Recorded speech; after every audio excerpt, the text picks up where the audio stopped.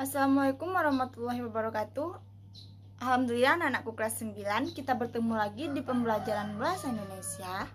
Oke, dalam pembelajaran kali ini kita akan membahas tentang cerita pendek atau biasa disebut dengan cerpen. Istilah cerpen bukan lagi asing bagi kalian karena kalian sudah sering mendengar atau membuat atau bahkan membacanya dan juga pernah mempelajari teks ini di kelas 7. Untuk mengingat kembali, mari kita simak penjelasan berikut ini. Baik anak-anak, selanjutnya kita masuk ke definisi cerpen. Cerpen atau cerita pendek adalah sebuah cerita yang selesai dibaca dalam sekali duduk. Panjang cerpen biasanya berkisar antara 500 sampai 10.000 kata.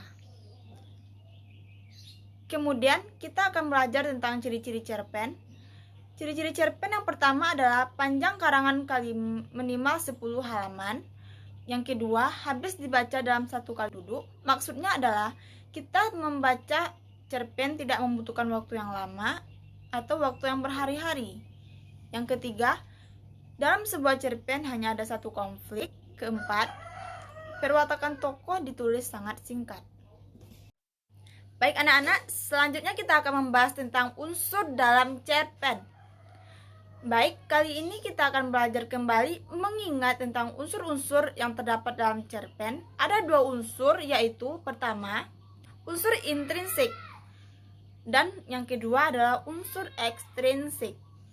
Unsur intrinsik merupakan unsur yang terdapat dalam cerpen atau di dalam sebuah bacaan atau cerita itu. Ada tema di situ, ada latar, ada tokoh dan penokohan, ada sudut pandang, ada alur dan amanat. Sekarang kita beralih ke unsur ekstrinsik.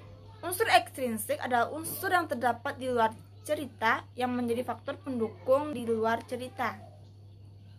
Ada bahasa yang digunakan. Di sini kita dalam sebuah cerita itu menampilkan atau menuliskan bahasa daerah atau bahasa asing dan lain-lain.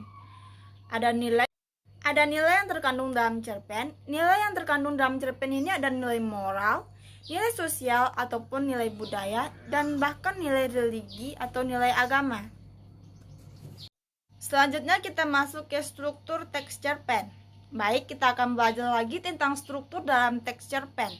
Nah, kalian masih ingat ini ada 3 struktur teks dalam cerpen anak-anak. Yang pertama di sini ada orientasi. Orientasi merupakan bagian pendahuluan dari sebuah cerita, baik pengenalan sifat tokoh, tempat peristiwa, maupun suasana atau alur dalam sebuah cerita itu. Kemudian yang kedua, di sini ada komplikasi. Komplikasi ini membuat struktur yang isinya tentang konflik atau masalah yang muncul dalam cerita itu. Kemudian di sini ada resolusi. Resolusi merupakan bagian pemecahan masalah atau konflik yang ada di dalam cerita. Jadi anak-anak ada 3 struktur teks dalam cerpen. Yang pertama orientasi, kedua komplikasi, dan yang ketiga resolusi.